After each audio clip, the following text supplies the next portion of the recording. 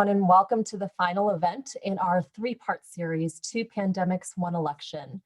My name is Teresa Kuo. I'm the Assistant Director for Civic Engagement Education at the Gephardt Institute for Civic and Community Engagement here at WashU. It has been our humble pleasure to collaborate with the Center for the Study of Race, Ethnicity, and Equity and the Clark Fox Policy Institute at the Brown School to bring together these roundtables ahead of an election that is already well underway.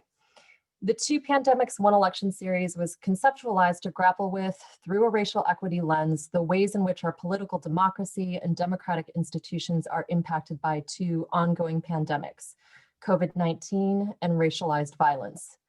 Together, they have brought to the forefront systemic racism that has become a part of the national conversation, so much so that we will see these two issues front and center again on the national stage at the final presidential debate this Thursday. Over the past few weeks, our series has focused on the role of identity and equity in shaping the conversation of issues with an increasingly diverse electorate. Tonight, we will focus in on the future of justice. All too often, the punitive force of the criminal justice system jeopardizes public safety, trust, and human rights. As the global COVID-19 pandemic rages on, racialized policing, prosecutorial, and incarceration practices are under increased scrutiny. The cumulative effects of brutalization of Black and Brown people calls into question the United States' commitment to equality and liberty for all.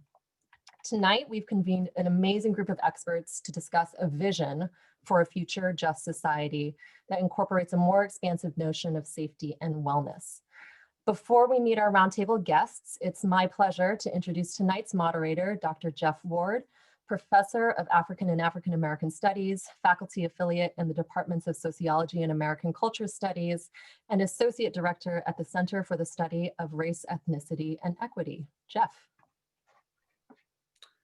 Teresa, thank you very much for the introduction, and thank you all for being here, especially to the panelists who I know are very busy as we all are managing these incredibly trying times. I'm glad that you've made time for this important conversation ahead of this incredibly important election. I should say also that this is really meaningful to me because I've spent a lot of my career focusing on the question of justice, particularly the question of racial justice. I think our neglect of sort of meaning of racial justice, the articulation of the meaning of racial justice, are, as a society, limited progress in articulating a positive vision of what racial justice means has left us vulnerable to many of the more reactionary and also just narrow approaches to thinking about justice. Most notably, I'm thinking now of color blindness. So I'm excited to have a conversation tonight about what justice means, what our positive vision of justice is, and how we might achieve that. Before starting with questions for our panelists, I'd just like each panelist to introduce themselves briefly. And I'll start with Circuit Attorney Kim Gardner. Hello, I'm Circuit Attorney Kimberly Gardner. Thank you for allowing me to be here. I'm the prosecutor in the city of St. Louis. Thank you. Thank you. And let's move now to Daniel Harawa.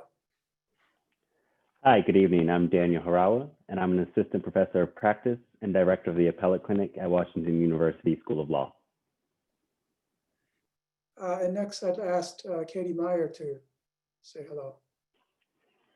Hello, I'm Katie Meyer. I'm an assistant professor of practice at the law school as well and director of the Immigration Law Clinic. And I just want to say I'm very happy to be here and also that I firmly believe that everyone is a teacher and everyone's a student. So I know I am going to learn a lot on this panel, so thank you. Thank you, Katie. And last but not least, Odis Johnson, please say hi and introduce yourself. Good evening, everyone. I'm Otis Johnson. I'm a professor in the departments of sociology and education at Washington University in St. Louis, and also an associate director in the Center for the Study of Race, Ethnicity, and Equity. Wonderful. Thanks, everyone. And just to give folks a sense of how this will proceed, I have a number of questions that I'll pose to the panelists, and we'll have a dialogue around those questions for about an hour. And at that point, I'll present questions from the audience, including some questions already received from alumni who sent in or have been excited about this conversation and have sent some thoughts in.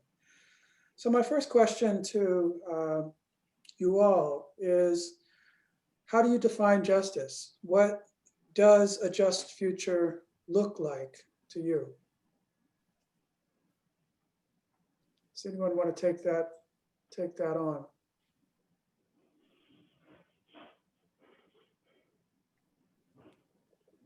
How about Otis? I'll put my good friend Otis. Well, thanks a lot, Jeff. I've always appreciated our friendship. When I think about justice, and I think about it in, unfortunately, sometimes statistical ways, but basically when race becomes random. And when I say that, I mean that all things that relate to policing, whether it's contact, stop and frisk, whether it's being arrested, whether it's being killed, unfortunately, that those things become shared and that everyone has an equal probability of that occurrence. And while that might sound a little, far-fetched, the point here is that there are a lot of systems and institutionalized practices, including racism, that lead people to be disproportionately exposed to law enforcement, policing, and some of the abuses. So when we get to that point where everyone has an equal probability of experiencing that, meaning that there's nothing highly correlated with race that would explain this, race becomes random, then clearly we've arrived at a more just society. I also think that we should think about justice beyond, I think, the current conversation, which is focused on law enforcement, but we should be thinking about procedural justice as well, meaning that at each stage of the continuum, the justice continuum, that people are treated with fairness and that we don't see these disproportionate, racially disproportionate outcomes at each stage in the justice process. And then, of course, I've got to end with defining justice means that we believe Black lives matter. And once we get to that realization and believe that everyone needs to be treated with equal dignity, then I think we can get to a more just society. Can I follow up? This is Kim Gardner, Circuit Attorney. Sure. Well, just to piggyback off what Dr. Otis was talking about, as a prosecutor view of what I believe justice is I believe justice in terms of the criminal justice system. As a prosecutor, you have to look at and understand the history of systemic racism that is embedded in the criminal justice system in terms of policing, arresting, and how people are charged. And so when you look at the historical context of the criminal justice system and mass incarceration, we know in the city of St. Louis, where we have a 46%, 45% racial makeup of African Americans and Caucasian Americans and others in the city of St. Louis. If you look at the Ethical Society of Police report that they put out in 2016, they basically stated that over 80% of all arrests are African American, or Black or brown or poor people in the city of St. Louis. When you have a report by the Attorney General last year that stated in 2019 that over 80% of all African Americans are stopped, more than any other group in terms of traffic stops. And this report is put out by the Attorney Generals every year.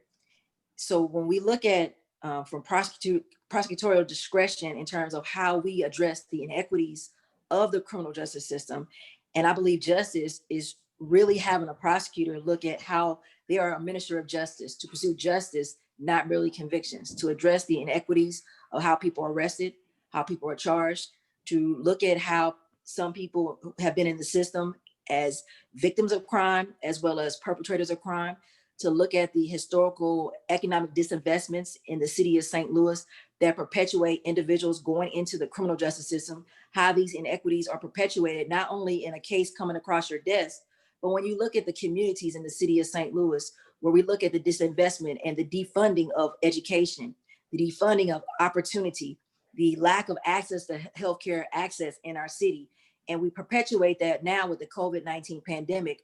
And we always talk about the disparities, but we have these disparities that have been around for decades, but we do nothing about it. And then we talk about them when they come across your desk, an arrest or an indictment.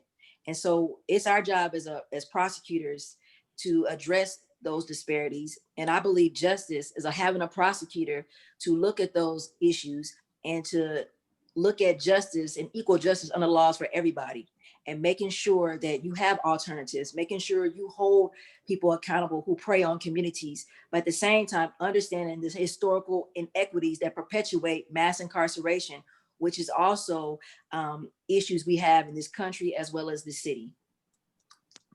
Thank you for that. And I'd invite the other panelists to jump in with other ideas related to these that have been shared, or additional thoughts about how we might define justice, how we might envision a just future. Daniel, go ahead. So I can jump in. So I over the course of my career, I represent people who are involved in the criminal legal system, who have been arrested, who have been convicted of all kinds of crimes. And I always think of my clients that by the time they hit the criminal legal system, it's too late, right? So when I think of what a more just society looks like, it really looks like investing and trying to ameliorate the root causes of crime. Like the circuit attorney said, by the time somebody is in the criminal legal system, they have probably been failed in a number of ways over the course of their lives. Crime doesn't happen in a vacuum. So we do need to kind of invest in our communities to try and get at these root causes. So we're not using the criminal legal system as this kind of catch-all where we're not considering all of the different factors that lead into somebody entering the system in the first place. And so when I think of my clients who end up incarcerated, oftentimes they have a lack of education, they have lack of financial resources, lack of familial support, along with the systemic racism that we know is embedded in the way crime is often policed in our communities. And so I think of a more just society, or when I think of what justice looks like, I think of the redistribution of funding to really kind of take the money away from policing and kind of incarcerating us folks, and really investing it into the communities to make sure people have the opportunities that they need to succeed and to thrive. And because without that, we will never it doesn't matter whether we fix the policing or whether we make policing more just if we don't give people the tools that they need to survive in our society. So I really am hopeful that this moment makes us reflect on the fact that we really need to be thinking about, like, where do we put our monies? Where do we put our efforts? Where do we invest? Because without that root investment, we never will achieve true justice. Thank you. Katie, do you have anything you'd like to add? Sure. I mean, I agree with everything that has been said. I think, when you first asked the question, it's a tough one because these days it's so easy to think about what justice isn't. And what justice isn't is what we've been seeing. It's the status quo. And I was trying to think about how I would explain justice to my kids. And as Dr. Johnson said, we kind of use that fairness, right? It should be fair. And then trying to think, well, what does that mean? I think Dr. Johnson got to the root of it, that, ultimately our goal has to be equal human dignity, right? Every decision made within our systems needs to ask the question, does this decision respect human dignity equally across the board? As a lawyer who works with clients who are often some of the most forgotten, immigrants not only often are people of color, often are poor, but they actually have no vote, right? They are not a part of our democracy. And, and I think of what would justice mean for them, and again, I think I want to just say, well, the equal application of law to everyone, but I really think it means we have to take a really hard look at our history of inequity and figure out how we undo and then ameliorate some of these unjust practices that have been around for so long. It's not enough now to just say, okay, let's give everyone equal footing and let's treat everyone the same way. We have to recognize the trauma that's been done to whole communities. And so I think a just society involves being really community-centered and going into communities and listening and not telling communities what they need, but listening to what communities need.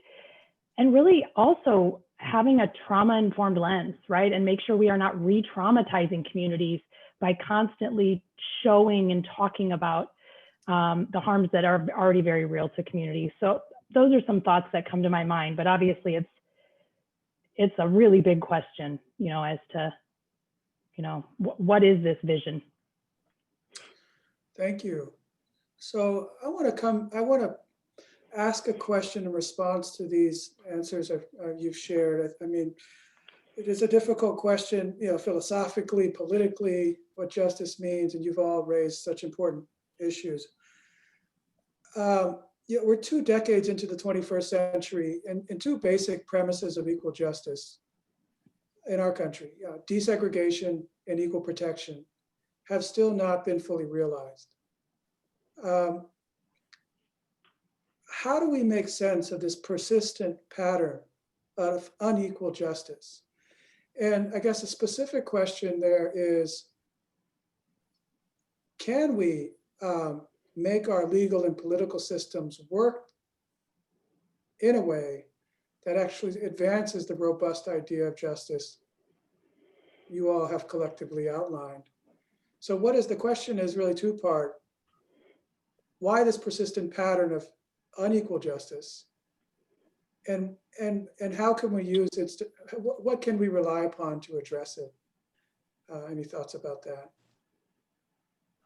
Is that you, Circuit Attorney? I saw a pin go up there. Is Gardner now? Anyone? Well, I think first thing we have to do is we have to, you know, I know a lot of people talk about how we don't want to hear about history. And one of the things I believe in this country, we have not done a good job is I believe many people, we fail to really understand the history that we don't like to talk about. The history of slavery, the history of the Black codes, the history of Jim Crow. And I think that we have to reckon in this country the ills and the division that a lot of these institutions of policing in terms of prosecution, they existed when people were being lynched during these periods of time. And we have to recognize that.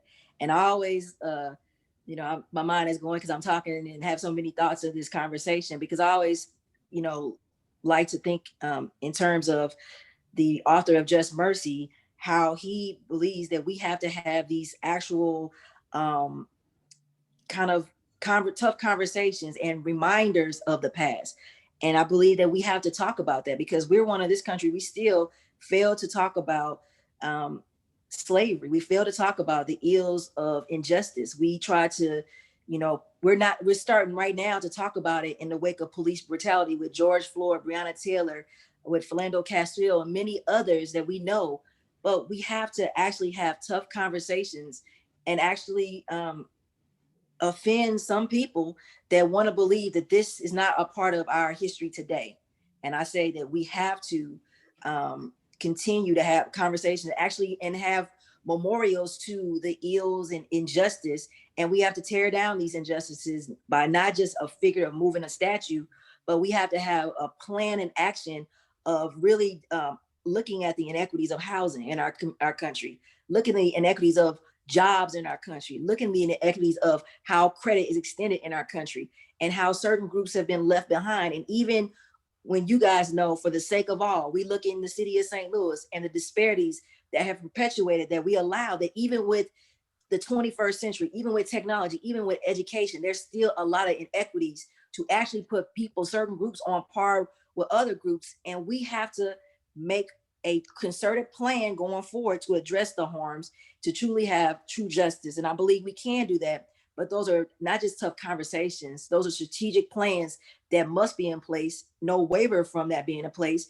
And we can no longer wait until we have someone promise something. It has to be done. And some people talk about reparations. There's many other examples of that. But I think until we have economic justice, we have housing justice, we have healthcare justice, we're going to continue to have these same conversations and no action. Thank you. Thank you for that. I want to mention in relation to this that an organization, community-based organization in St. Louis called the Reparative Justice Coalition has just entered into an agreement with Equal Justice Initiative to develop a community remembrance project here in St. Louis. And we're going to begin with commemoration of the Francis McIntosh lynching in 1836, which occurred outside of what was then the new courthouse and is now the old courthouse. And one of the reasons we chose that case to begin with is because of the incredible miscarriage of justice following the lynching of McIntosh, where a judge aptly named Lawless interfered with the grand jury to ensure that the mob was not indicted. And we've seen this story play over and over and over for centuries. So I wanted to mention it in response to your comment, because it's exactly the kind of historical reckoning I think that can help make clear the way that the past remains present in so many ways that we have to grapple with. Other thoughts about why the persistence of injustice and what we do about this? So Jeff, I think at the same time that, time has been progressing, there have been a lot of systems and decisions that have been put in place to make sure things remain the same, that at least the struggle remains persistent. And we can go through the list here. You mentioned segregation. And of course, segregation is a reality in St. Louis. It's a reality within our school systems nationwide. And we know that, at least through my social control in schools lab, that segregation groups African Americans together, in particular vicinities and schools, in order to more efficiently experience a lot of the disparate justice that we're talking about here. So segregation is one of the tools that maintains the racial status order and the injustices that we're experiencing. We also know there's a political economic history out there, that now we have for-profit prisons. We have a prison industrial complex that is actually making jailing individuals profitable. And that's working against us again. We have a policy history that we have to contend with as well. Zero tolerance policies have locked up lots of kids. And now we have law enforcement within most schools to the point where we're seeing a 12% difference in the referral rate of schools that have SROs versus those that do not. So a lot of what's happening for our young kids is happening in schools, and it's long before they actually do something within the neighborhood to draw the attention of officers. In other words, the entry point now, maybe the primary entry point for our nation in terms of individuals having a life of incarceration, is happening through our schools.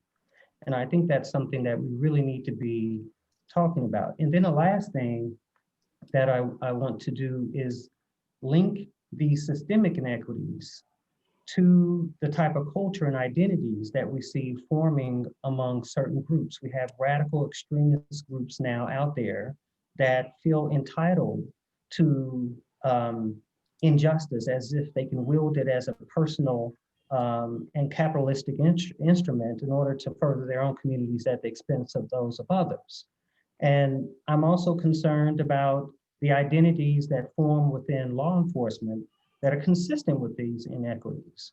The Blue Lives identity, Blue Lives Matter identity, for example, is one of those problems where it causes law enforcement to not report the misdeeds of their officers, even when another life is at stake, like Black lives, because it's protecting that behavior that undermines the foundations of the profession, including community trust, integrity, accountability, and not only that, the very slogan becomes proof that dissolving the police really is the only way, because how do you reform identities? It's much more difficult than reforming practices. So identity has turned many of these police agencies into fraternities with guns. So there are just a few things that I think have let our history deliver upon Black and brown populations and indigenous populations the same type of inequities that our forefathers established. Thank you for that, Professor Johnson. Can I jump back to the reckoning point real quick, Jeff? Yeah, please. So I think in part of the reckoning, it's not just discussing our history, but it's recognizing how the law has been used as a tool to subordinate Black people. So enshrined in the law were all types of provisions that prevented Black people from ever achieving kind of equal status with white people, whether that was certain crimes committed against Black people weren't viewed as crimes, whether only Black people could commit certain types of crimes, whether Black people could only live in certain kinds of neighborhoods or own certain property. That subordination was literally enshrined into our law, right? And so we have this 14th Amendment, which with its grand kind of equal protection clauses and due process clauses, which was supposed to be transformative in protecting Black people and allowing Black people to achieve equal citizenship. But if you think about the way we talk about the Constitution today, we don't talk about the 14th Amendment. Everybody talks about, you can recite the First Amendment, you can recite the Second Amendment, but I guarantee you, just in regular everyday discourse, we don't talk about the 14th Amendment, even though it transformed our very system of government, and even though that is the amendment that is supposed to guarantee equality for all people. And so we have this transformative amendment that is supposed to do all this work, but at every turn it's been thwarted. And so even the explicitly racialized laws that we had on the books, while they may be struck down, we didn't do anything to fix that injury that was already done by those laws, right? So it's not enough just to say this law is no longer on the books. What are we going to do to remedy all of the harms that law did in the first instance? Mm-hmm. And the fact that we haven't taken that kind of proactive step, you can't tie a weight around a Black person's leg, start a race, and when they're 100 meters behind, undo that chain and expect them to catch up. And we have never used our legal system to allow Black people to catch up. And to the extent we have through desegregation, through busing, we've seen measures to thwart that kind of progress. We saw the Supreme Court in 2013 in Shelby County decide that the Voting Rights Act no longer needs to be enforced in the same way. We saw in Parents Involved, the Supreme Court thwart busing mechanisms. So if we never use the law as a positive force for change, I mean, I don't see how we can ever get past our history of racialized injustice, because there needs to be an affirmative step to ameliorate all of the harm that has legally been done to Black people in this country, and we just haven't done that yet. Yeah, and I'll add on, Daniel, from there that, you know, in addition to or as a result of this history of violence and oppression, and a legacy of white supremacist ideals, right? That, I mean, that's the legacy this country is founded on. What we are left with is institutionalized fear of Black bodies. There is, you know, just systemic, implicit, and sometimes explicit bias that is woven into all of our systems. And not to be a pessimist, but you know, it's tough to think, how do we fix the system as it is when the very system was built on these very ideas of white supremacy, and now, you know, implicit bias is just so built into it. So again, you know, I don't mean to be pessimistic. I hope there are ways we can fix it, but I think we can't fix it without really forcefully addressing the fact that implicit bias permeates all of our legal systems and all of the decisions that are made, and that if we aren't addressing them up front and figuring out, as Daniel was saying, how do we go back and account for the fact that the weight was on Black people's legs for, you know, hundreds of years? If we can't account for that and figure out how to fix that, then we're trying to put a Band-Aid, you know, on a gaping wound. Well, you guys are singing my song here. I mean, I've been doing work on histories and legacies of racial violence for over a decade now, and I'm really in full agreement with all of you that we have to grapple with the ways that we have to grapple with the historical trauma we embody socially and continually reproduce. I want to go back to something that Professor Johnson raised. It's relevant to what everyone said, but he called our attention to how this history has shaped white racial identity. And Professor Meyer, your comments just now as well.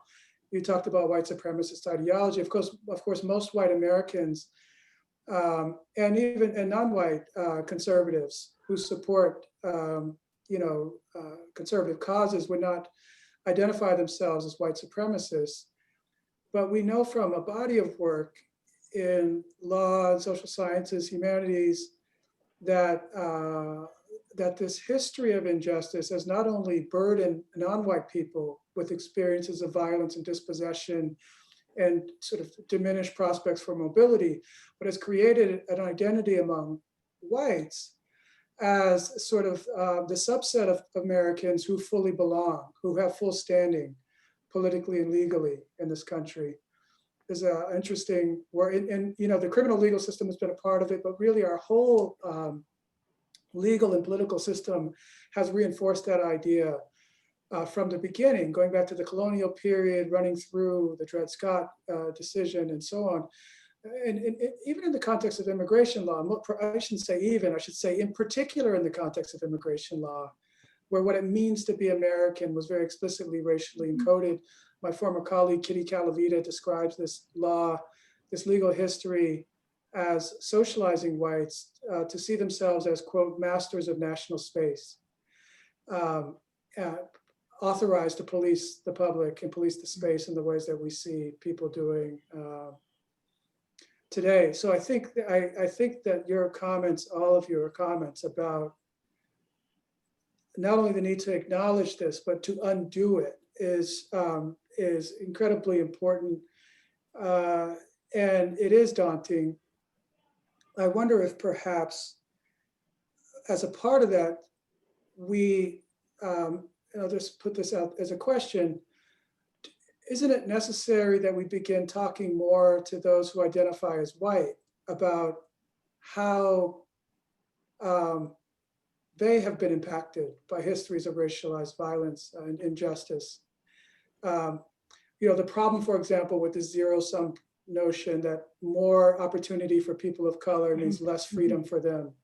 How do we pull folks out of that, I would argue, inaccurate orientations? You think about actual interest in things like healthcare or public safety or high quality education go. How do we get more Americans to understand the cost they are paying by continuing to enlist in that kind of ideology? Can I say something? Please do. Well, just to say from my perspective in this hyper political world, and I'm an elected official, some of the things that I've seen recently has been the over attacks of reform-minded prosecutors by the president and by Attorney General William Barr, as well as our local elected officials, to attack individuals who want to not only reform the criminal justice system, but we recognize that the criminal justice system needs to be basically dismantled and rebuilt to be fair and just. And when you have this hyper politicalization of this violent crime, anarchists, and these movements of the police accountability and fighting against police brutality, and you see the young people who are protesting all over the country are very diverse in age, race. And so these conversations of, we have to take things back to a place. And it's this distinct divisiveness and racial rhetoric that is purposely put in place by President Trump and his and the Republican Party, unfortunately. I mean, I'm gonna be honest. And it's okay to actually use this, use the protest as well as crime that takes place by some that are not a part of the protest as a way to actually divide and have this divisive rhetoric, and actually these inject racialized militia groups to actually do harm and start policing communities where this protest is taking place. I characterize it to the same sentiments in history as unfortunately, when you look at Germany and how it started with this over politicizing certain groups and how we have to take control of certain issues and how people start taking things in their own hands. And it's scary. And it's a scary time that we have actual militia group that was going to overthrow and take a governor because of her views on COVID-19. You have actually myself, who's elected official, who I've been told that I should be hung by the KKK. I should be dragged. I should be killed. I should be maimed. And then you have no investigation. And this is not about me, of course, but this is about what I represent. And I represent a voice of people, the will of the people who elected me. And that's not just Black people, all people who want reform and change in this system that we know needs to be changed. And I think that that's where I struggle right now. It's so easy for the media as well as many other groups to hang on to this most divisive rhetoric and somehow use it as patriotism in America. And that's somehow very disturbing to me. And it's disturbing because it should not be African Americans or people of color who are saying this is wrong. It should be people who of all colors who saying this is wrong. And it's about human dignity, but you don't hear that. It's this, I want to take it back. I want to make America great. What's America great of what? America is a melting pot of many different groups that came together, and all groups, and some groups were forced to come over here. We know that history. So I think that we have to understand where this racialized tone of patriotism is really scary. And we are the ground zero in this conversation, unfortunately, in the city of St. Louis going forward. Thank you. Other thoughts? Yeah, Jeff, when you were talking about this kind of othering idea, right? Where there's just an idea perpetuated that white people are the true Americans. And I think what we're seeing today is certainly a part of that. I think the, increased rhetoric from the administration and just the willingness to say very hateful and racial things has brought it out more and more. But I think, we're seeing this a lot, this us versus them, this binary choice. And Dr. Johnson mentioned this before with, Black Lives Matter versus Blue Lives Matter. It seems as if there's this idea among a certain segment of white Americans who are not yet embracing the movement for racial justice, who seem to think that, well, if you want me to support Black Lives Matter, that means you expect me to give something up. And it does. It seems to be that has to be a binary choice, and not that this is a society and these are communities and we all benefit if we all feel better. I think there's this phrase, in positive parenting of like, children and people, do better when they feel better, right? And communities do better and thrive better when all members of them are operating at optimal capacity. But yeah, I really, I think you're absolutely right that we do need to figure out how to bring in more white people. I mean, anecdotally, and even research has shown that, the George Floyd murder does seem to be somewhat of a turning point. At least more and more people seem to be paying attention. I think the question is, how long is that going to last? Is that a blip on the radar, unfortunately? But at least for now, we're seeing corporations who started to do mandatory training and doing some trainings on racial history. Again, it's hard to know whether we should take that as progress or just, companies wanting to do something in the moment and go along with the moment. So, again, trying not to be pessimistic, but I do think we need to address this whole, idea that there's just a limited amount of rights. And if we recognize that other people have not been afforded the same rights over the years, that it's somehow going to take away the rights of those who already have it. Mm-hmm. Thank you. So, Jeff, if I could, I'm really struggling with the question. I'm going to be honest, because I might be perhaps a little more pessimistic than some. But I definitely will say this, that some of us are waiting on white people like we're waiting for Superman. And we are not going to be saved by somehow changing the minds of others that would rather do themselves harm in order for us to not do well. And this is more than just, anecdotal and observation. I mean, there's actual data out there. We know that, for instance, segregation is bad for the economy. We know that the higher the rate of racial segregation within metropolitan areas, the lower the GDP. meaning that it then impacts job creation, wages, a whole bunch of other things. We also know within education that some people are willing to pay for two educations in order to keep their children within predominantly white schools. They're willing to pay the one with local property tax, and then they're willing to put their kids in a private school that's majority white. So we know that whites are willing, especially those with capital, are willing to pay for their separateness. And what does this do? It ends up creating this situation where the child is going to these wonderful schools and they're told, or at least they can infer, that the African American schools are bad.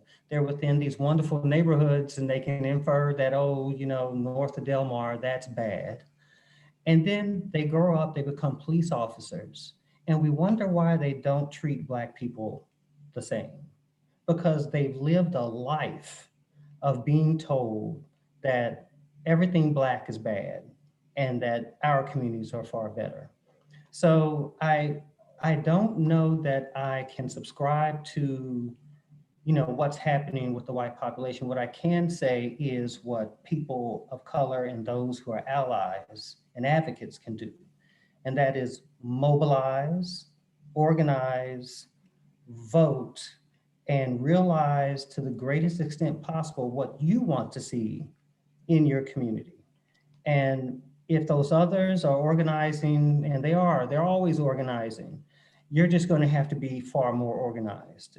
So I don't know if that's, I guess, the kumbaya response to the question, but I'm seeing a persistent history of racial subjugation, marginalization, that requires us to think about what our future is going to be and how we can make that so, as opposed to trying to get people to actually stop spending more money and stop spending higher taxes in order to accept us.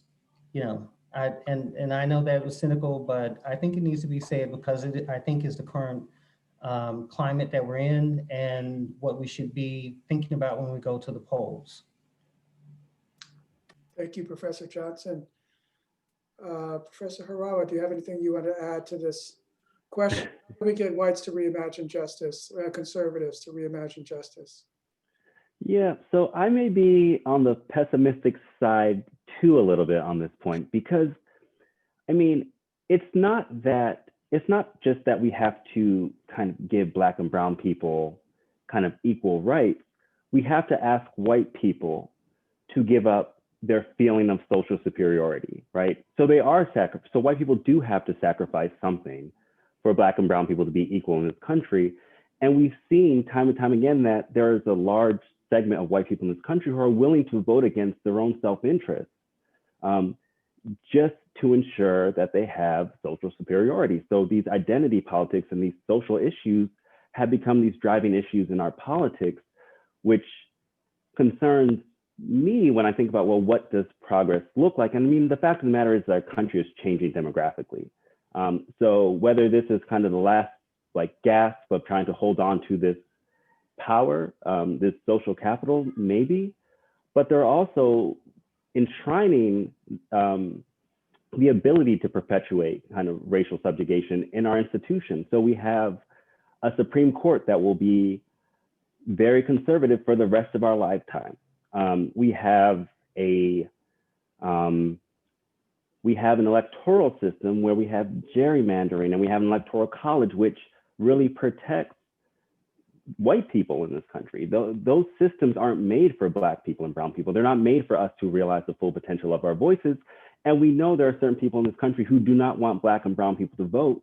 And every single day, there's a new case popping up somewhere in this country where somebody is trying to undermine Black and brown political power.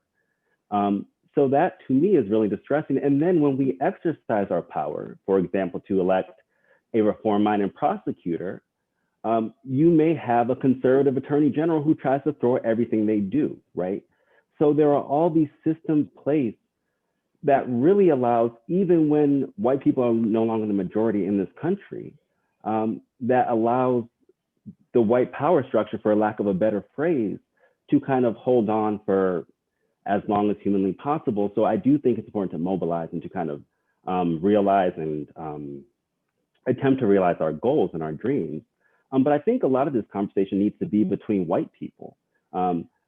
Black people can't scream about grievances. I mean, we've been saying how unfair the system is. We have seen people been shot. We have been told stories before there were camera phones about people being lynched. So this isn't new.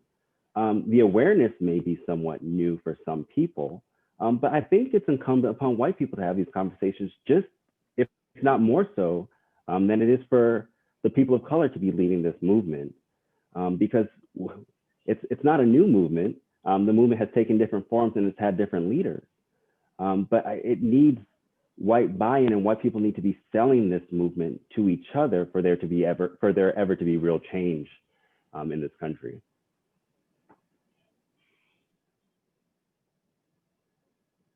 I should agree with all of you. Share your pessimism. I occasionally see hope in some of my students, but I know that they too will become part of a structure that will pressure them to see interests in ways that are more aligned with the status quo and disinclined towards structural change. Let's shift towards this election. How has justice, this election where, of course, we've seen this desperate attempt to whip up white nationalism as a source of political support, playing to old fears, resentments, anxieties. How has justice come into play, been discussed in the past two debates? What does it mean to have a political agenda that centers justice? And have any of the parties done that work of centering justice, or have they come closer to doing it? Go ahead, Professor Harawa. You look like you have something to share. You know, I wish, it's just hard to see kind of two white men in their 70s discuss what racial justice looks like in this country. I find that conversation just very hard to kind of tolerate as a person. But beyond that, I think it's hard, right? Because there are political motivations and we don't want to get to, or some elected officials, given kind of our national politics, don't want to get too far ahead of the curve. So they espouse this very kind of cramped idea of what justice looks like. So President Trump, for example, touts the First Step Act as being this great achievement in criminal justice reform, when really all that did was start to undo the crack cocaine disparities that had run rampant for 30 years and led to the over-incarceration of Black people already. So the idea that that's kind of something to tout as justice, an act that means, yeah, you'll just spend 30 years in prison for having 50 grams of crack as opposed to life, that can't be the starting point for what justice looks like. And then you have candidate Biden espousing, I guess, a more kind of robust idea of justice, but saying the right words, but when you hear about defunding the police, he isn't willing to engage in what does that actually mean, right? It's not about kind of making police disappear, but it's really about investing in our communities in different ways. And President Biden's plan discussed investing more money in policing. So I think it's frustrating, to me at least, when I hear the candidates discuss justice and justice reform, when it just is so cramped and narrow-minded and won't address any of the bigger structural, or won't do enough, I should say, to address the bigger kind of structural issues in our justice system. Understanding that, we need somebody to win and to get into office, and then we can push them to try and do more and do better. And I think that will be incumbent upon us to, when we use our voice to elect whomever we elect, that's not enough. We have to keep our feet on their necks to make sure that they are enacting policy and pushing for the change that we want to see. But that said, I think there will have to be a lot of stepping on necks for the next 4 years, regardless of who's elected, because we will need to push them to do the work that needs to be done. Oh, sorry. Go ahead. Professor Meyer, go ahead. Okay. Daniel, I agree. I mean, I want to think that a political agenda can center justice, but I question whether any political branch can really do that, and whether there will ever be a political will to do that. And by that, I mean that I think to really center justice, a political system would need to fully recognize and grapple with the fact that our current systems and our society as a whole are not created to ensure equity, but rather to maintain the status quo in regard to who holds power. And so a political agenda, in order, I think, to really be working for justice, would need to include in its agenda steps to shift power away from the groups that have long held it, which means the majority right now, right? Well, that's never going to have popular support enough, I think, to actually be enacted. So I worry that the political branches of our government are really not, despite any rhetoric, that they won't ever really have either the political will or the power to do it.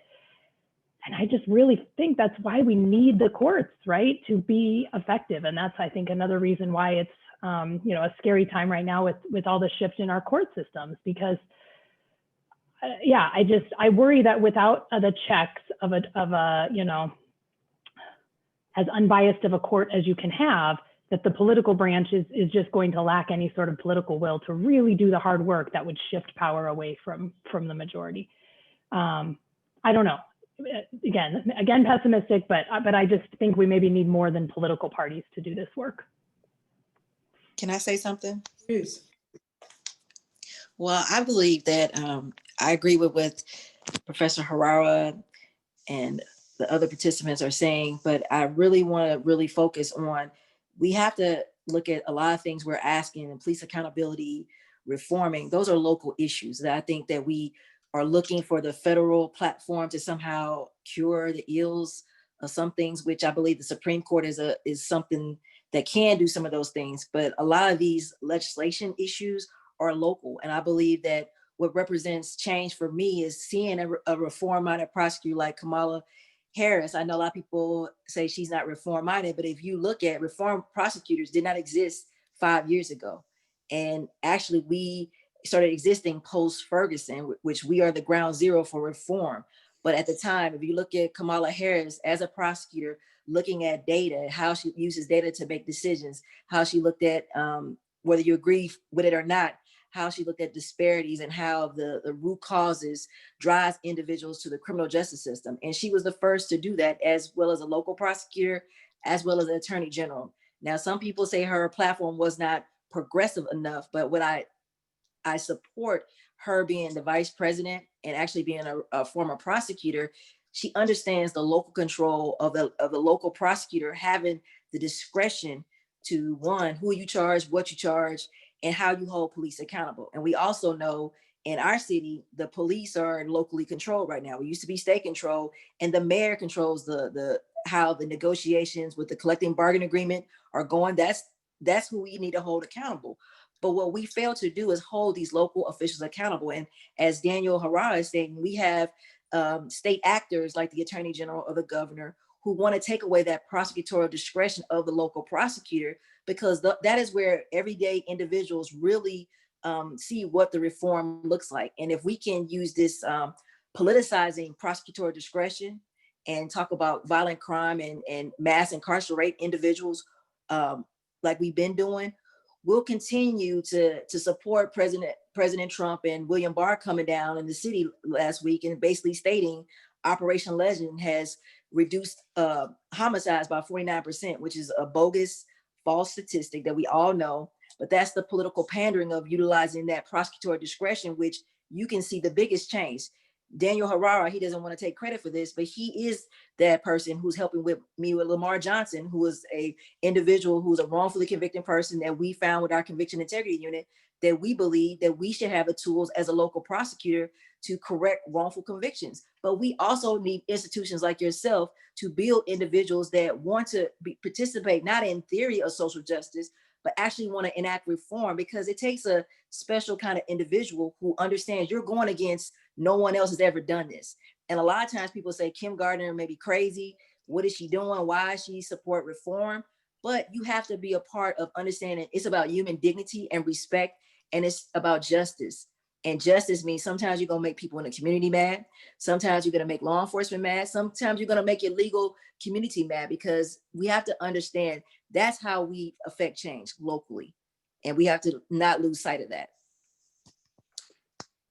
Thank you. I want to come back to that point in a moment. First, I want to invite Professor Johnson to say, reflect maybe on how justice has come into play or not, reimagining justice or not in the current national election. Just 2 quick points. The first one, I am happy to hear Kamala Harris talk about a national database of law enforcement to make sure those who have been fired are not rehired by other agencies. So I think that is a wonderful policy proposal, and I applaud them for that. And there are a few others that are wonderful, but I'm going to agree with Kim in that clearly what the change that needs to happen locally, and it needs to bring about a higher level of accountability, because I often tell people that the policies are in place and that systems will only work as well as the people who operate them. And so we might have all of the technology that we need in place, all of the statutes, all of the mandates, but it's like a body camera.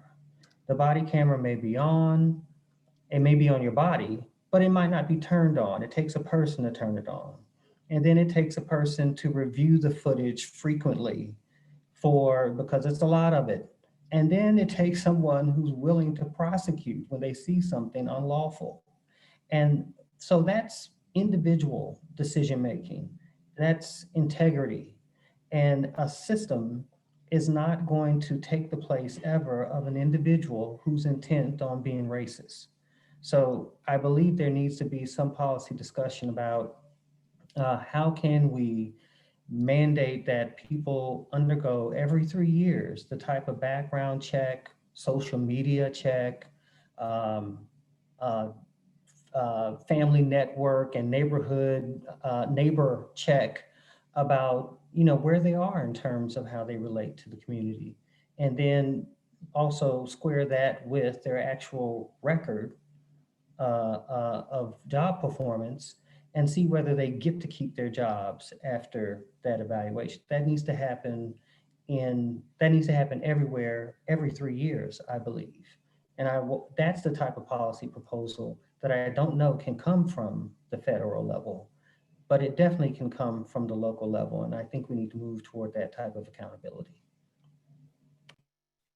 One of the local issues that has arisen recently concerns whether law enforcement in St. Louis should be required to reside in St. Louis. And I know these policies are rooted in histories of opposition to police violence, the sense of an occupying army of exclusively white officers policing often violently and unjustly communities of color. I use this as a sort of prelude to a question about diversity.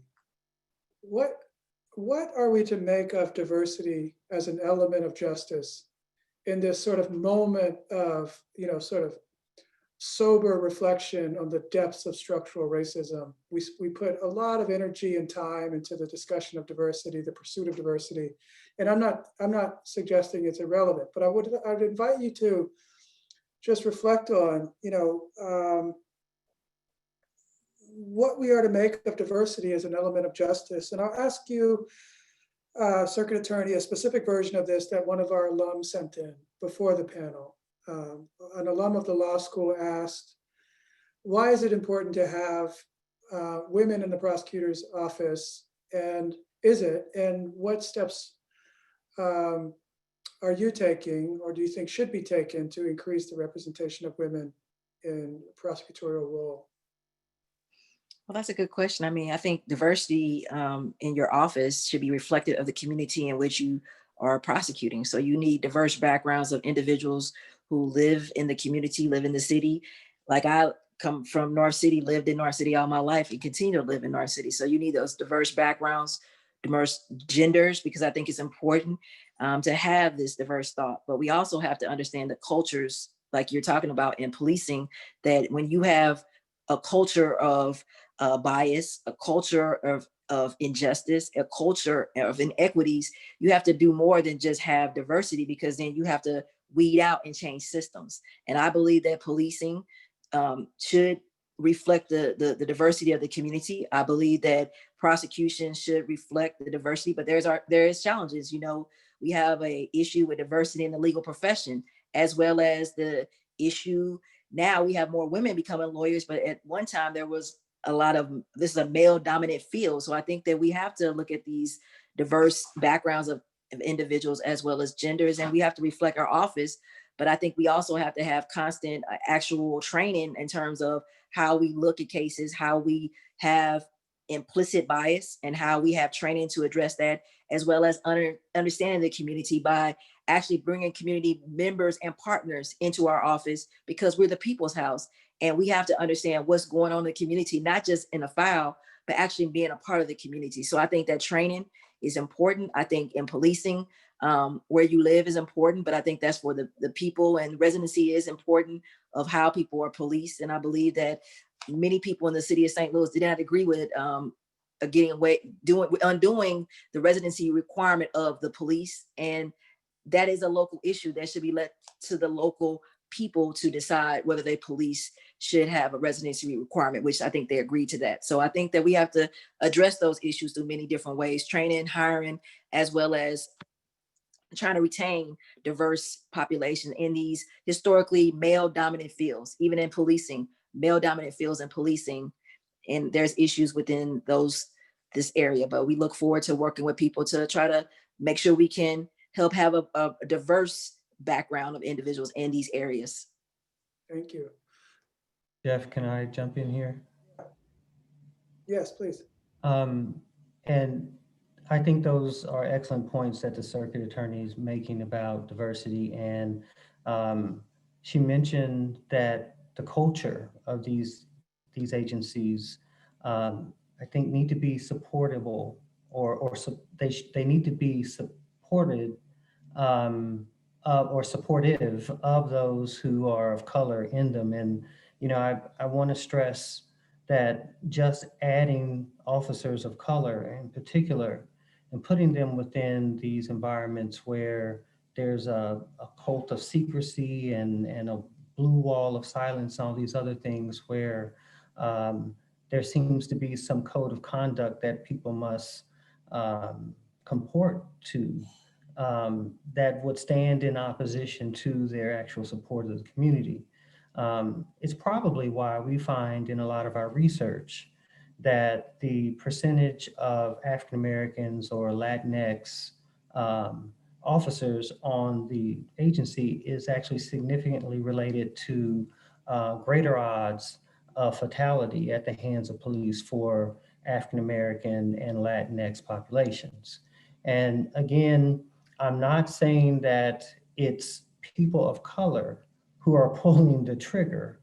What I'm saying is that they need to be at even higher levels, represented at even higher levels within those agencies, in order to counter that type of culture that would make, you know, that type of racially disparate outcome possible. Now, I also want to mention that we also know that white officers tend to, at least in their beliefs about other racial groups, they tend to believe their attitudes about race tend to be a little bit more conservative than the white population in general. Whereas Black officers, their racial attitudes about African Americans tend to be in line with non-officer African Americans. So it's clear that the population from which law enforcement is drawing, at least when it comes to white officers, may hold some views that make their ability to be less biased or unbiased pretty much impossible.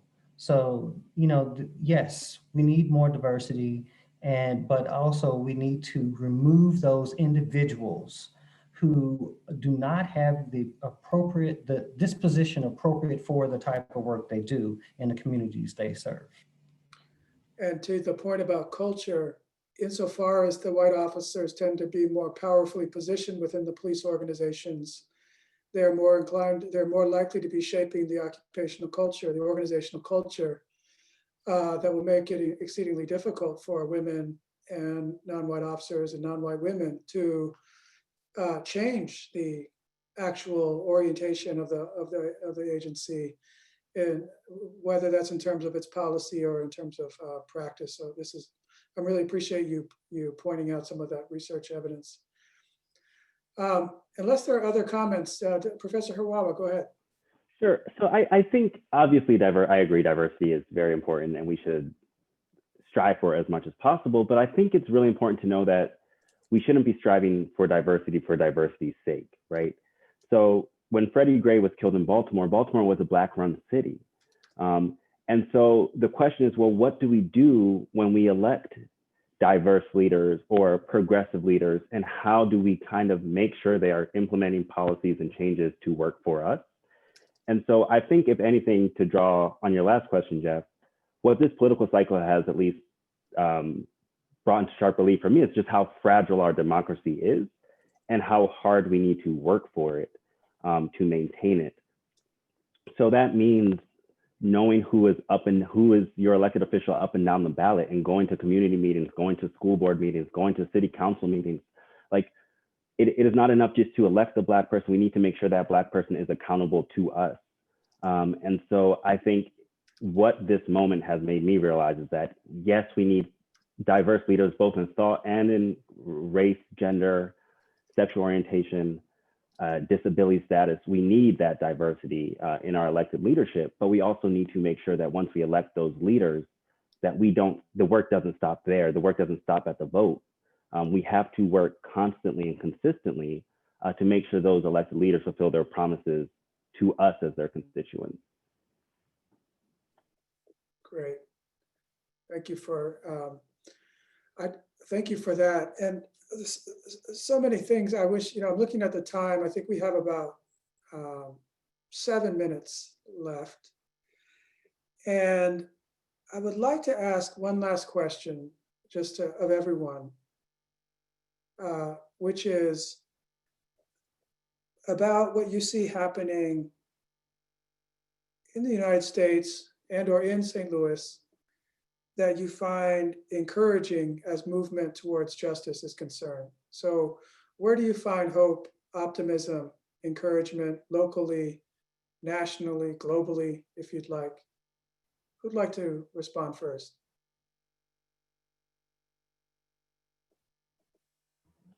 Sure, I can go. So I think one of the hopeful parts of this past year has been the upside of the pandemic has meant that everybody has been sitting in their house and can't turn away from what is happening in our world. And so while before people could busy themselves and try to find something to distract them from whatever killing is on the news that day, it really made us kind of stop and reflect. So that made me hopeful. And what else made me hopeful is there were so many news stories about COVID in prisons and jails. And how COVID is running rampant in prisons and jails. And the reason why that made me hopeful is because I think the way we treat our incarcerated, the least amongst us, says a lot about us as a society. And the fact that that got some focus, even just for a limited period of time, I think, made me somewhat hopeful that in the middle of this pandemic that's affecting us all in very serious and very real ways, a lot of major publications, a lot of public officials were talking about, well, what is happening to our incarcerated people? And I don't think nobody was talking about the plight of the incarcerated this time last year, even though prison conditions have been horrible forever. And for a developed country, our prison system is utterly shameful. And so the fact that that conversation came up made me hopeful. It made me think that maybe we are at least truly willing to think about how we treat our fellow citizens, even those who are deemed to have committed offenses against our society. Thank you, Professor Harawa. Dr. Johnson, you go ahead. Yeah, I think there have been some really bright moments this past summer. I think the fact that we've been more organized and been more persistent, and that our young people have stepped up in a way that we knew they could. I mean, this has not been the first summer in which we've had protests, but I believe this time we actually led some cities and state legislatures to rethink some policies and to introduce legislation that brought about some change. Not nearly enough change, but there have been times when we when we were protesting and these deaths were occurring and they were posted on social media and nothing changed. So I want to highlight that those type of victories should be the ammunition we use to continue to mobilize and to be persistent. And as Daniel said earlier, that we can't take our foot off the neck, so to speak, after we voted. We've got to be engaged and relentless in our pursuit of justice. So I think we are primed to do that in a way that we haven't been in the past. Wonderful.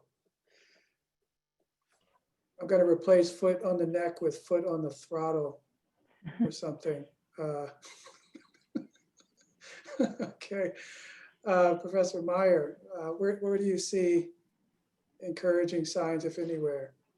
Yeah, I mean, I think, one of the silver linings of COVID is, as Daniel said, I mean, many more people had their eyes glued to the TV. We saw protests, not just in one or two cities, but around the world, and sustained protests. In some cities in the US, we saw protests lasting beyond 100 days. So I do think the conversation continues, and I do think that, people are continuing to talk about the issues of racial injustice and, systemic racism in our country. And I think that's good. I think, primary elections in St. Louis, where despite smear campaign, Kim Gardner, won the primary and, against, like we said, a governor and a state attorney general who were determined to see that not happen. And so, I mean, that is encouraging, right? And we're seeing reform-minded prosecutors on ballots in major cities across the country. So I think those are all, really encouraging